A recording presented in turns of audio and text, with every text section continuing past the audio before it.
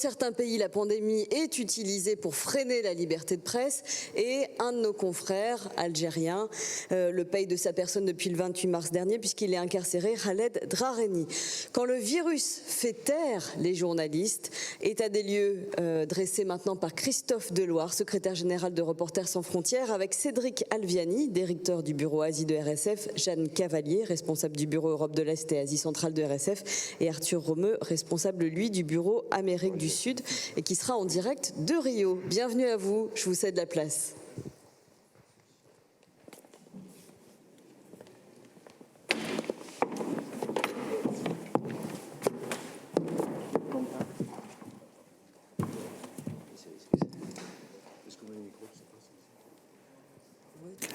Bonjour à tous. Avant de présenter tous nos invités en présentiel, comme on dit, ou en duplex, je me présente en deux mots. Albéric de Gouville, je suis rédacteur en chef et chef du service de reportage de France 24. Et je suis aussi, nous avons des liens avec Reporters sans frontières, vice-président de la maison des journalistes qui accueille des journalistes réfugiés dans une maison à Paris. Voilà. Donc nos quatre invités, c'est vraiment une table ronde RSF, ce ne sera pas vraiment un débat parce que je pense qu'ils seront vraiment sur la même longueur d'onde. Quand la pandémie sert à museler la liberté de la presse, c'est le thème de cette table ronde. Alors nous ferons le point bien sûr avec Christophe Deloire qui est secrétaire général de Reporters sans frontières, avec aussi les représentants des bureaux de RSF dans différentes régions du monde. Et nous ferons également un focus sur Khaled Drareni. On vient d'en parler à l'instant. Khaled Drareni qui a eu le prix spécial des assises hier, journaliste algérien qui est donc emprisonné. Il a été condamné à 2 ans de prison en appel il y a à peine quelques semaines. Alors évidemment, avec cette pandémie, eh bien les libertés individuelles ont été réduites dans quasiment tous les pays du monde, à commencer par la France. Libertés individuelles, tout simplement, l'obligation de porter un masque, l'obligation de se confiner pendant plusieurs semaines. Enfin, je ne vais pas faire la liste. Mais en revanche, qu'en est-il pour la liberté de la presse? Ça, c'est vraiment le thème de cette table ronde. Donc, Christophe Deloire, je l'ai présenté. Avec nous également Jeanne Cavalier, qui est avec... Cavalier, pardon. Et là, voilà, dans le programme des assises, il est marqué Cavalier. Jeanne Cavalier. Désolé. Donc, vous êtes responsable du bureau Europe de l'Est et Asie centrale. Voilà. Et puis, nous aurons en duplex de Rio, Arthur Romeu, qui est responsable RSF du bureau de Rio pour donc l'Amérique du Sud, et puis Cédric Alviani qui est directeur du bureau Asie de l'Est de RSF, et lui sera en direct de Taipei. Alors avant de faire un point sur les différentes régions, Christophe Deloire, on va faire un petit peu le point de la situation. Est-ce que cette pandémie, ces restrictions dues au Covid-19 ont considérablement, là on va faire vraiment le tableau du monde, ont considérablement réduit la liberté de la presse? Merci beaucoup Albéric. Alors effectivement, ça ne sera pas vraiment un débat, mais moi je voudrais dire mon plaisir d'abord d'être ici aux Assises à Tours, mais aussi pour la première fois de faire une intervention comme ça avec d'autres visages de Reporters sans frontières. On a l'habitude de dire qu'on est une organisation internationale. Là, je crois que vous pouvez le voir avec notamment Arthur à Rio et Cédric à Taipei. Cette crise, elle affaiblit les corps des personnes. Elle tue beaucoup, cette pandémie. Il peut en être de même pour les médias. Et au fond, cette crise de la Covid-19, elle amplifie l'ensemble des crises qui déjà affectaient avant le journalisme et menaçaient à de nombreux endroits sa liberté ou sa pérennité. De quelle crise je parle?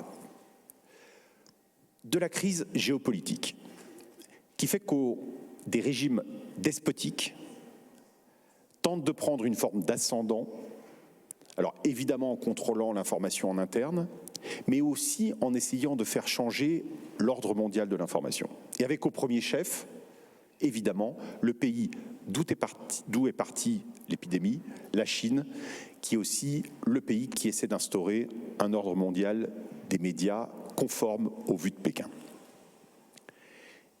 Et cette crise de l'épidémie, elle renforce finalement la détermination de ces États despotiques. 2, la crise démocratique, faite d'une chute de la confiance, faite d'un accroissement de la polarisation et d'une certaine manière du champ commun dans le débat. Et ça, il suffit de voir l'inflammation du débat, y compris autour des questions sanitaires, pour voir que cette crise démocratique, elle est en train de s'approfondir et elle menace elle-même le journalisme. Alors on pourra dire, et notamment à la faveur du sondage qui a été publié par les Assises, que ça a donné une forme de regain d'intérêt pour le journalisme, de conscience de l'intérêt du journalisme, mais franchement, il y a aussi un accroissement de cette polarisation. 3, la crise technologique. Ce que j'appelle la crise technologique, et vous l'évoquiez dans la table ronde précédente, c'est le rôle des plateformes numériques qui mettent en concurrence directe des contenus qui n'ont rien à voir. La conversation à la table du dimanche, ce qui était autrefois cette conversation, le journalisme, la publicité, l'information sponsorisée par l'intérêt, la propagande d'État, etc. Et qui fait perdre les repères aux consommateurs d'informations, mais qui aussi, tout simplement, fragilise des édifices qui ont été montés au long de l'histoire des démocraties avec des garanties démocratiques, notamment sur la fiabilité de l'information. Et enfin, la crise économique. Et ça, on l'a perçu, y compris en France. Alors en France, ça s'est rajouté, s'agissant de la presse écrite, à la crise de Prestalis. Mais il y a cette crise, elle amène un affaiblissement économique supplémentaire pour les médias. Alors dans certains pays africains, tout simplement parce que les journaux n'étaient plus distribués. Dans d'autres, ils l'étaient toujours, mais les gens n'allaient pas au kiosque, pour ne citer que. Bref, amplification des crises déjà existantes.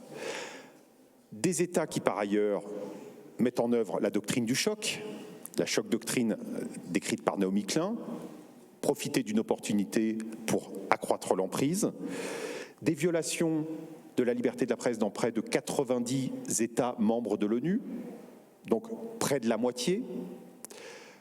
En Afrique, par exemple, sur les 2 premiers mois de l'épidémie, il y a eu 3 fois plus d'arrestations arbitraires ou de violences contre des journalistes que dans la même période de l'année précédente.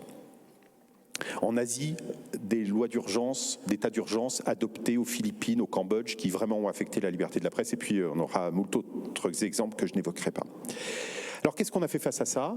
Très rapidement, et je vais essayer je m'en tiens, j'espère aux 5 minutes, à moins que je ne les ai déjà dépassées, auquel cas je t'autorise, Albéric, à m'interrompre. D'abord, on a mis en place un observatoire, l'observatoire 19 en référence à la Covid, mais aussi à l'article 19 de la Déclaration universelle des droits de l'homme, vous aurez compris. Et puis, on a lancé des grandes initiatives qui visent à lutter, ou qui devraient permettre de lutter contre les infodémies. C'est un néologisme qu'on peut prêter à l'Organisation mondiale de la santé, c'est-à-dire à la propagation de fausses nouvelles qui est favorisée par cette situation épidémique, mais qui en fait est une notion qui peut être appliquée à d'autres périodes. Il y a une forme de maladie, d'épidémie dans le champ informationnel qui est la propagation des rumeurs, des théories complotistes, de l'extrémisme, etc. et sur lequel il faut trouver des solutions structurelles, pas simplement être dans la dénonciation.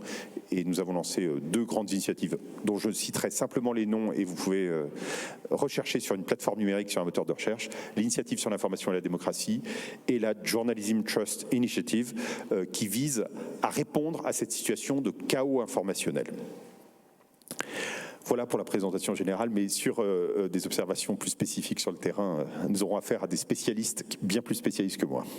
Justement, avant d'aller sur le terrain dans toutes les régions du monde, une dernière question quand même. 90 pays où la liberté de la presse est bafouée de manière évidente. Est-ce que c'est 90 pays où il y a eu des violations de la liberté de la presse. Ça ne veut pas dire que dans ces 90 pays, les autorités publiques, les gouvernements sont eux-mêmes responsables. Parce qu'il y a évidemment des violations de la liberté de la presse qui sont liées à d'autres parties prenantes que les autorités publiques. Parlons de la France quand même en quelques mots.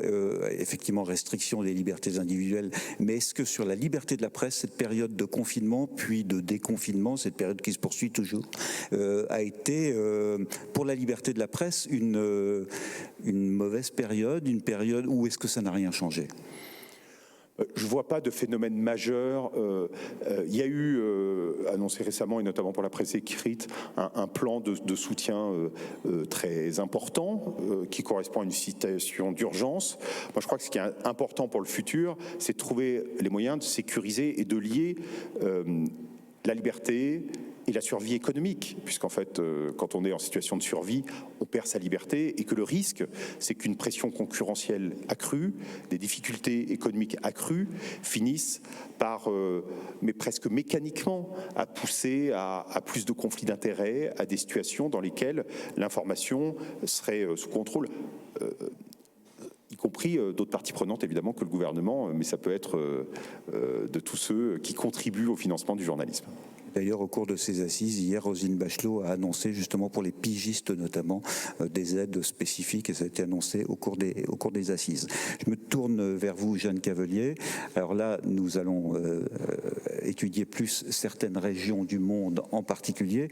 Vous êtes responsable du bureau Europe de l'Est et Asie centrale, mais vous allez nous parler aussi plus généralement de l'Europe. On commence peut-être par l'Europe. Très bien. Pour faire un petit panorama de ce qui s'est passé dans l'Union européenne, évidemment, les violations ont été moindres que dans les pays de l'ex-URSS, dont certains sont traditionnellement plus autoritaires. Mais on a quand même observé une dégradation générale des conditions de travail des journalistes, avec notamment des arrestations. Par exemple, à Aruba, qui est une île néerlandaise, une journaliste a été arrêtée.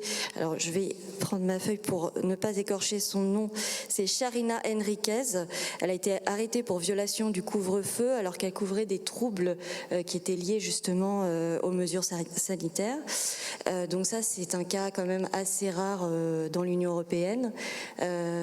Que je tenais à signaler. Il y a également eu des cas de législation répressive, par exemple en Hongrie, avec une loi sur l'état d'urgence qui permettait de punir jusqu'à 5 ans de prison des journalistes qui faisaient leur travail. Donc heureusement, le gouvernement a reculé, enfin la loi a été abrogée, mais c'est assez inquiétant pour ce qui se passe en Europe centrale. On a également des cas d'attaques contre des journalistes.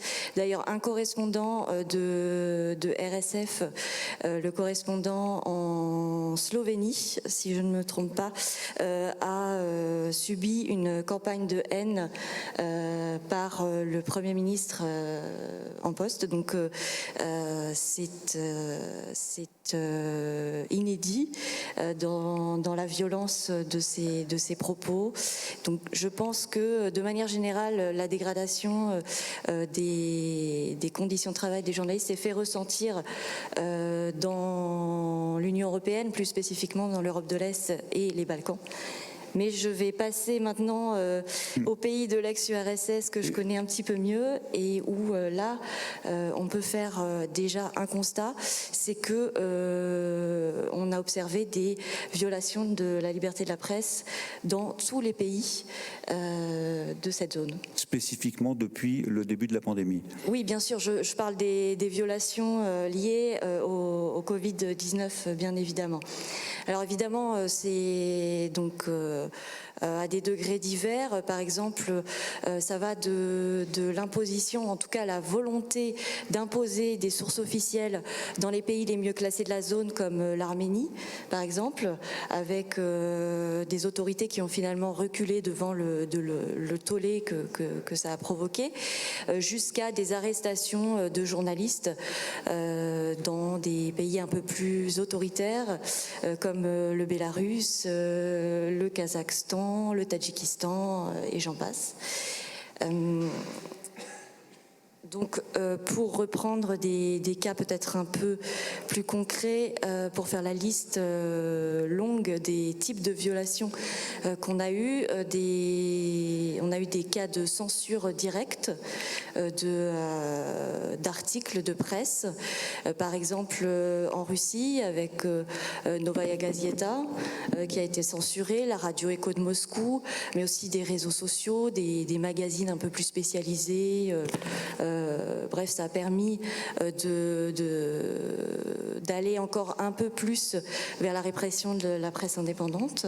Juste une question, ces censures notamment en Russie que vous connaissez bien, en quoi c'était lié vraiment au Covid? C'était des chiffres qui concernent les chiffres officiels qui étaient que le pouvoir ne voulait pas voir publiés? Non, pas forcément, non, pas les chiffres officiels. Par exemple, pour Novaya Gazeta, il s'agissait d'un article publié par une journaliste spécialisée sur la Tchétchénie qui démontrait la gestion répressive des autorités, enfin de la crise sanitaire par les autorités.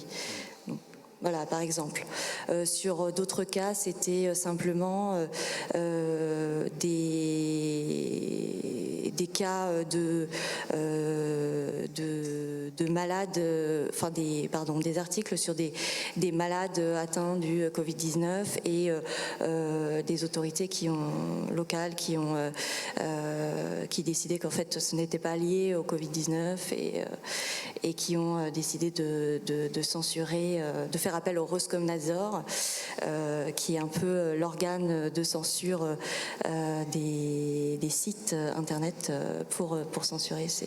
On le verra tout à l'heure d'ailleurs pour la Chine avec Cédric Alviani, mais est-ce que plus globalement on a vu une volonté des autorités dans ces différents pays de minimiser les bilans de victimes dues au Covid-19? Alors, vous citiez la Russie, évidemment, il y a eu une volonté de minimiser les bilans. Oui, effectivement. Et ça fait partie d'un autre type de violation, je dirais, qui est plus l'accès restreint à l'information des journalistes. Donc, soit on essaye de leur imposer, ou on leur impose une source officielle, c'est-à-dire qu'ils peuvent être punis d'amende, notamment pour citer des sources autres que les sources gouvernementales, soit on ne répond pas à leurs interrogations sur les chiffres du Covid, par exemple. Voilà donc pour l'Europe de l'Est. Qu'en est-il pour l'Asie centrale ? Oui, alors en Asie centrale, on a observé un peu les mêmes problématiques, mais de manière un peu plus poussée, je dirais, puisque on parle par exemple du Tadjikistan où il y a eu des arrestations liées au Covid. Les autorités ont nié pendant longtemps tout cas lié à l'épidémie et en fait ont refusé à partir d'un moment de répondre aux questions des journalistes. On a le cas par exemple de deux journalistes, deux photographes qui photographiaient simplement des gens, enfin un mouvement de panique sur un marché, des gens qui achetaient en masse des produits alimentaires et qui se sont fait arrêter parce que ils photographiaient ça, ils voulaient simplement rapporter les faits et ils ont été accusés par le pouvoir de semer la panique.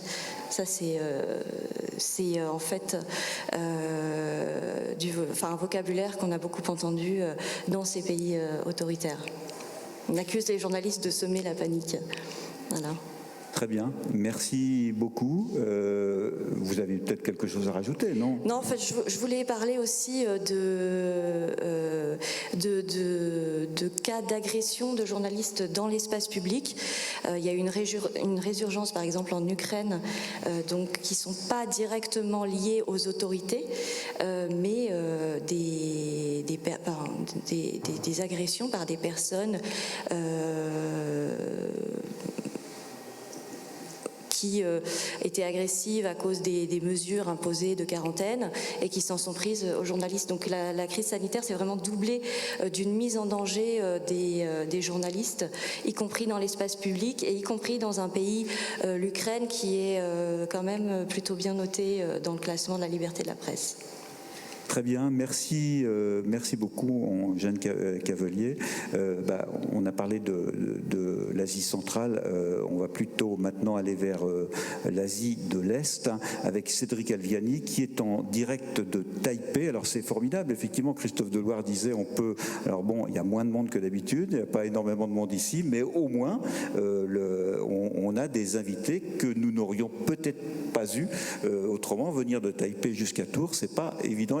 Mais bonjour Cédric Alviani, je crois que vous allez essentiellement nous parler de la Chine, d'où tout est parti, de la Chine et également, alors là la comparaison est cruelle pour la Chine populaire, de Taipei où vous êtes actuellement.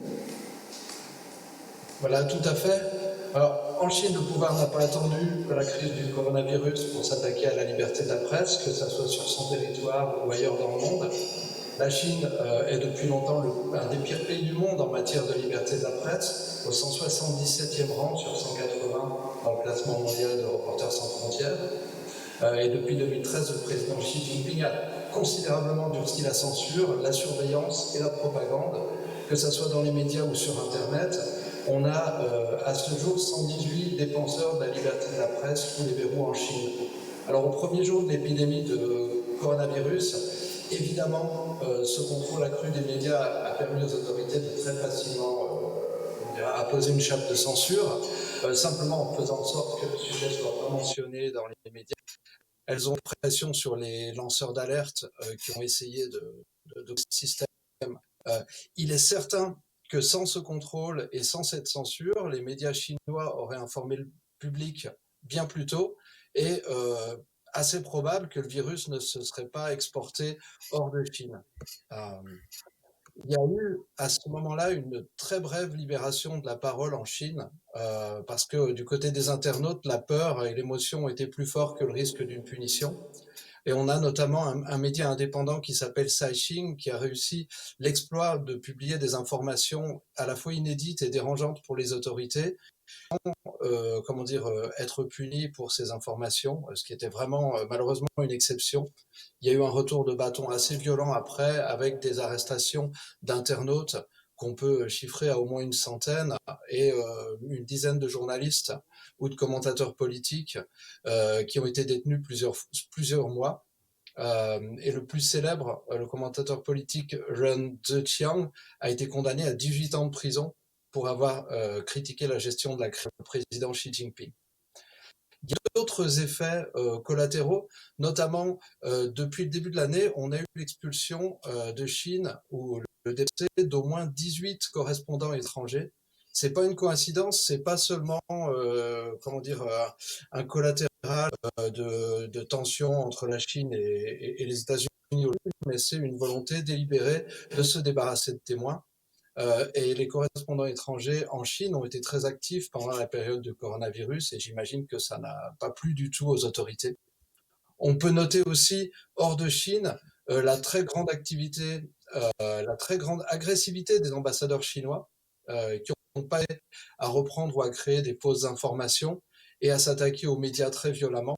Et vous savez qu'en France, notamment, l'ambassadeur de Chine est allé tellement loin qu'il a fallu que le ministre des Affaires étrangères le convoque pour recadrer les choses.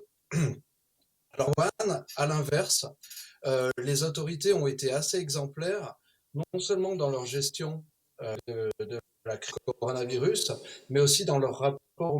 Ils ont organisé des conférences de presse quotidiennes et ils ont joué la carte de la transparence autant qu'ils ont pu. Et ça, d'une certaine façon, ça montre que l'autoritarisme et le contrôle de l'information n'apportent pas d'avantage spécial pour la gestion d'une crise sanitaire. Cette crise, pour résumer et pour conclure, elle a apporté la preuve, il en fallait encore une, que dans les pays autoritaires, pas seulement le problème des gens qui sont censurés, mais c'est un problème global, international, qui peut avoir des conséquences de là où ça se passe.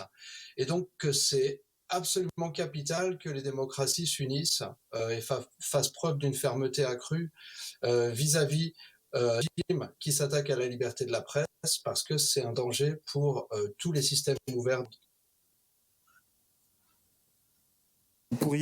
Est-ce que vous pourriez nous dire quelques mots sur ce médecin dont j'ai oublié le nom, qui était le lanceur d'alerte au tout début de la pandémie, et quand il a voulu s'exprimer dans les journaux, il a été censuré. Il est mort depuis, ce médecin, mais il y a eu une véritable censure avant qu'il ne soit plus ou moins réhabilité.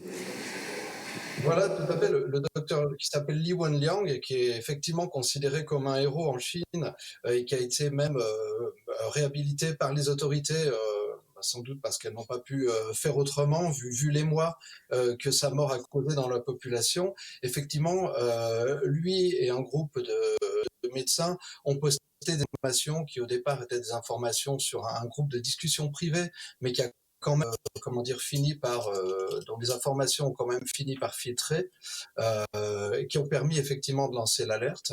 Et le docteur Li Wenliang est mort effectivement contaminé par le coronavirus quelques jours après avoir été arrêté et menacé de sanctions graves si jamais il continuait de dire ce qu'on estimait à l'époque comme des fausses nouvelles. Merci beaucoup, Cédric Alviani, directeur du bureau Asie de l'Est de RSF.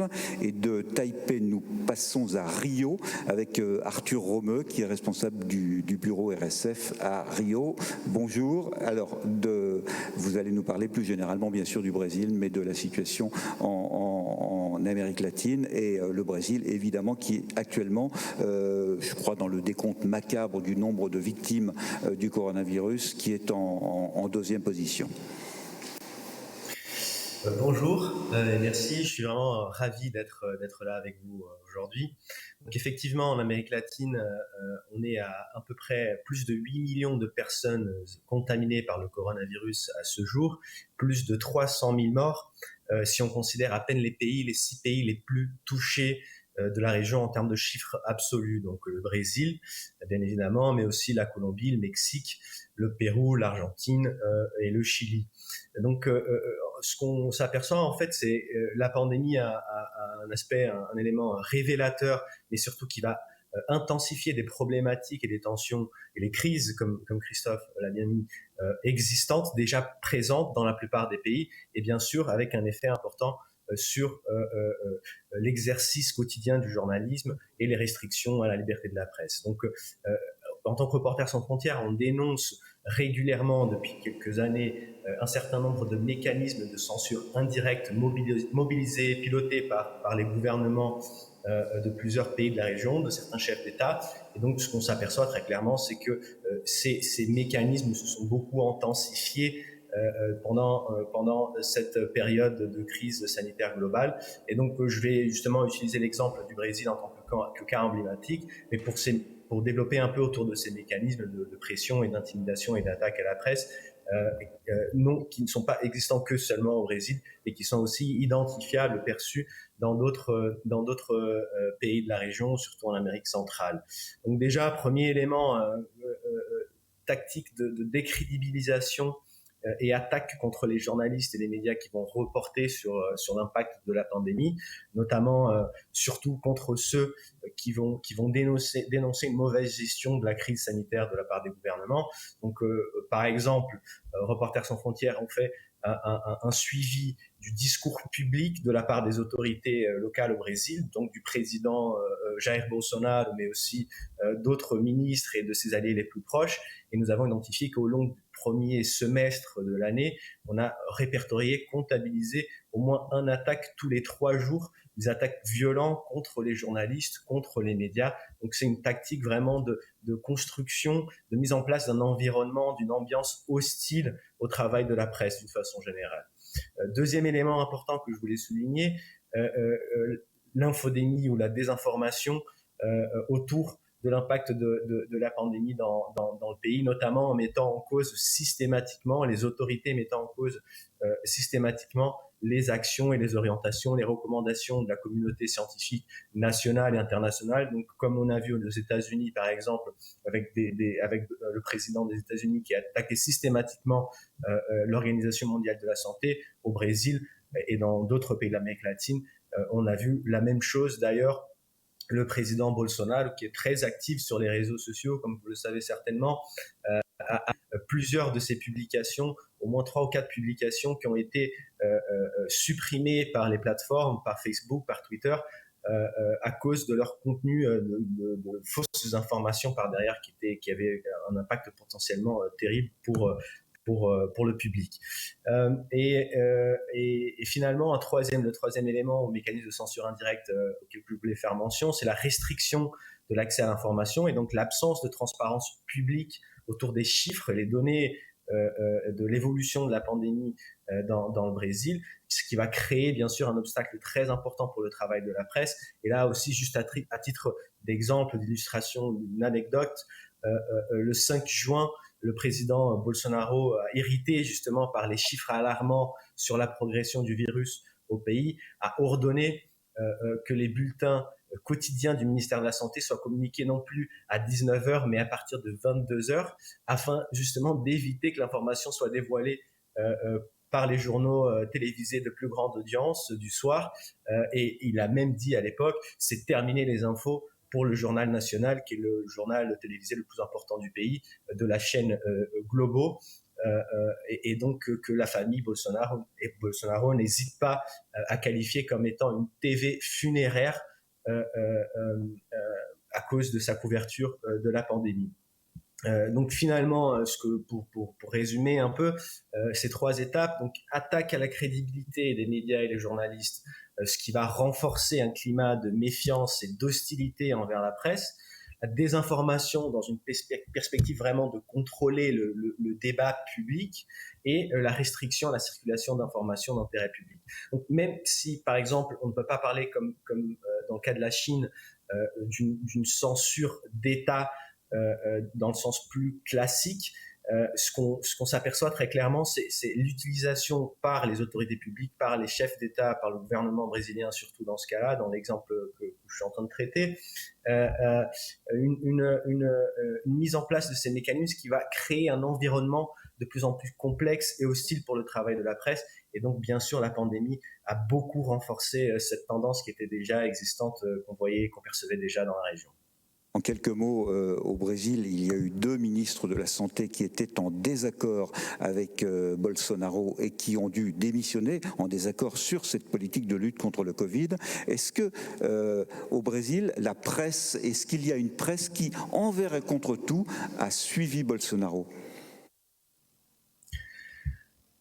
Les 2 ministres, justement, qui ont démissionné, et ensuite le ministre, on a eu pendant 3-4 mois un ministre intérimaire qui est un militaire sans expérience dans le domaine de la santé et qui actuellement n'est plus ministre intérimaire, mais était effectivement actuellement le ministre de la Santé.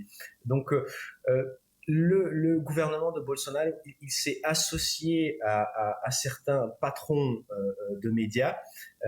J'en pense à 2 grosses chaînes, 2 grands groupes de communication qui sont quand même très très proches de la famille de Bolsonaro. Et par exemple, récemment, il a nommé le ministre de la communication et une personne très très proche, beau-frère du président, du patron d'une des plus importantes chaînes de télévision au Brésil. Donc oui, la réponse oui quand même. Certains médias, certains groupes de communication sont quand même très liés, très proches du gouvernement et qui vont avoir une couverture beaucoup moins ouvertement critique aux mesures qui ont été prises au long de la crise sanitaire dans le pays. Merci beaucoup Arthur Romeu. Alors nous sommes allés un petit peu sur tous les continents, mais il y a un continent dont on n'a pas parlé, c'est le continent africain. Alors on va en parler avec l'Algérie, avec Khaled Drareni. Peut-être quelques mots quand même sur toujours cette thématique, les restrictions de la liberté de la presse en temps de Covid en Afrique. Christophe Deloire. Alors, j'en avais dit quelques mots dans la présentation sur le fait qu'on a observé un accroissement assez faramineux du nombre d'arrestations arbitraires, d'interpellations arbitraires et de violences contre les journalistes, notamment dans des pays qui sont le Zimbabwe, le Nigeria et l'Ouganda. Mais enfin, ça a été un phénomène assez général en Afrique. Une des grandes leçons, ça vaut pour l'Afrique, et ça vaut évidemment pour le reste du monde, de cette crise du Covid, et je pense que ça a été particulièrement illustré, notamment par l'exemple chinois, c'est que la censure n'est pas une affaire intérieure. En fait, c'est une chose qu'on dit depuis très longtemps, à savoir que, évidemment que c'est un enjeu de défendre les droits des citoyens des pays dans lesquels l'information est réprimée et contrôlée. Mais aujourd'hui, c'est une affaire pour tous. Lorsque des journalistes ou des lanceurs d'alerte sont empêchés de remplir leur rôle en Chine, ça peut avoir un impact dans l'ensemble du monde. On avait plus de mal avant quand on disait que lorsque l'Érythrée fait partie des 2 derniers pays au classement mondial de la liberté de la presse, ce petit pays dans la Corne de l'Afrique, mais dont partent beaucoup de migrants, finalement, il y a des effets jusque dans les pays européens. Et ça vaut pour les phénomènes de corruption, ça vaut pour la capacité des journalistes économiques à travailler et donc des influences économiques ailleurs. Tout ça, ça vaut dans tous les champs en fait, mais là c'est devenu plus clair. C'est devenu plus clair pour le grand public parce qu'à la fin, c'est notre santé qui est en jeu et donc c'est encore plus perceptible que sur les sujets politiques, économiques, sociétaux, globaux. Et ça, c'est très fort. Et je crois que de ce point de vue-là, il y aura eu un avant et un après de la crise du Covid. Covid. Nous allons maintenant parler de Khaled Drareni, effectivement. Jérôme Bouvier tenait particulièrement à ce que dans ce débat, nous en parlions avec vous. Christophe Deloire, vous l'avez beaucoup soutenu à Reporters sans frontières. Khaled Drareni, il a été condamné à 2 ans de prison en appel. C'était 3 ans en première instance, finalement 2 ans en appel. Il a été condamné pour le mouvement du Irak, etc. Tous les films, qu'il a. Est-ce qu'il y a... alors, je rajoute qu'il a reçu le prix spécial des assises hier soir. Est-ce que quand même sa condamnation a un lien avec le Covid-19, avec le thème de ce débat? Alors c'est pas peut-être, c'est évident. Il a été arrêté le 27 mars, placé en détention le 29, ça fait un peu plus de 6 mois maintenant, parce que, il a été précisément au moment où l'épidémie s'est répandue en Algérie. Et parce que le pouvoir s'est dit à ce moment-là, on va réussir à faire ce qu'on n'a pas réussi à faire en 2019. C'est-à-dire éteindre les manifestations. Et pour éteindre les manifestations, il faut qu'il n'y ait plus de manifestants et plus de journalistes pour couvrir les manifestations. Et Khaled est devenu une figure parmi les journalistes qui couvrent ces manifestations. Pourquoi ?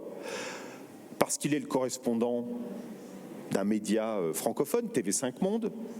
Il est également notre correspondant en Algérie, et c'est à ce titre d'ailleurs qu'il avait présenté la soirée d'ouverture des Assises de Tunis, lorsque nous avions présenté la déclaration sur l'information et la démocratie, et chacun avait pu voir quel personnage charismatique c'était, quel esprit libre c'était. Fin 2018, en octobre 2018. Fin 2018.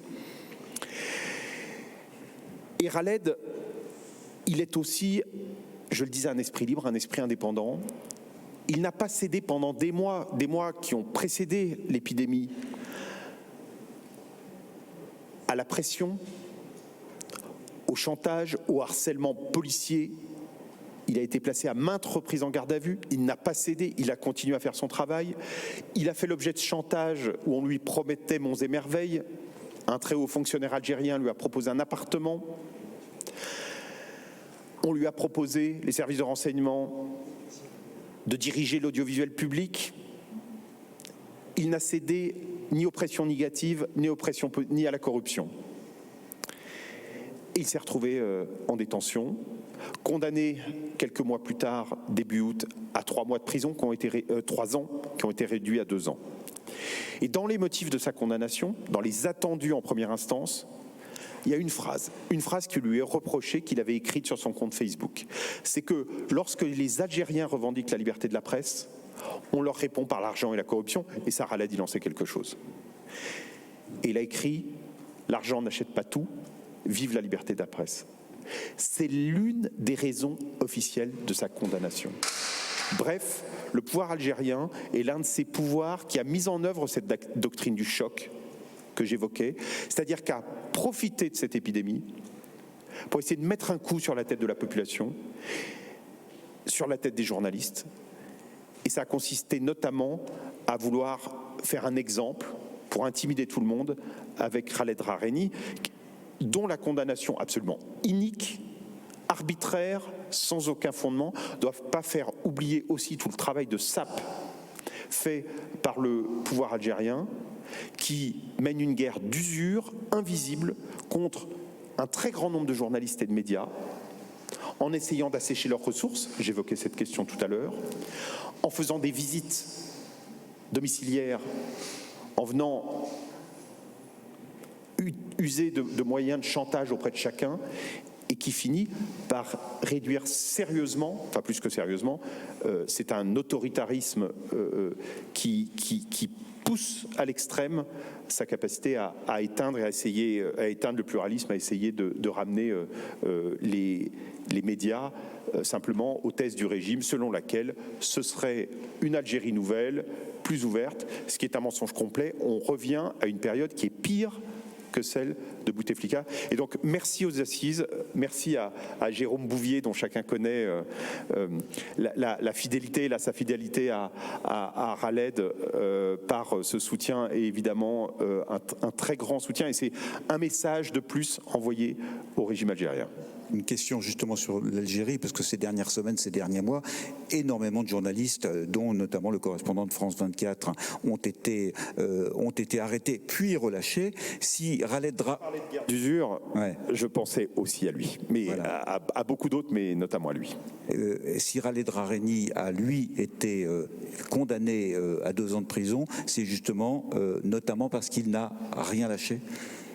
C'est parce qu'il n'a rien lâché. Alors on lui a reproché officiellement de vouloir porter atteinte à l'intégrité du territoire national, à l'unité nationale. D'où on lui a reproché de s'être rendu coupable d'une incitation à attroupement non armé, en gros d'incitation à la manifestation, parce qu'il les couvrait. À ce compte-là, et selon ces critères-là, tous les journalistes du monde seraient en détention. Le pouvoir algérien qui entretient volontairement une paranoïa. Alors, est-ce qu'une paranoïa naturelle ? J'en sais rien. En tout cas, elle est savamment entretenue. Est un pouvoir qui veut tout simplement empêcher toute critique, qui prétend n'être pas sensible à son image sur le plan international, mais cette image, elle est sérieusement en train de se dégrader, et en fait, c'est un régime qui est assez sensible, mais qui se trouve dans une forme d'impasse, et il a intérêt à sortir au plus vite de cette impasse, parce que plus longtemps on passe, le plus on passe du temps dans une impasse, le plus on a du mal à en sortir. Merci beaucoup Christophe Deloire. Donc Khaled Drareni, 2 ans de prison, et qui ici à Tours a reçu le prix spécial des Assises. Merci à tous les 4. Merci aussi à Jeanne Cavelier. Et puis en duplex de Taipei et de Rio, à Cédric Alviani et à Arthur Romeu. Merci à vous de nous avoir suivis. Merci. Merci. Salut Arthur et salut Cédric.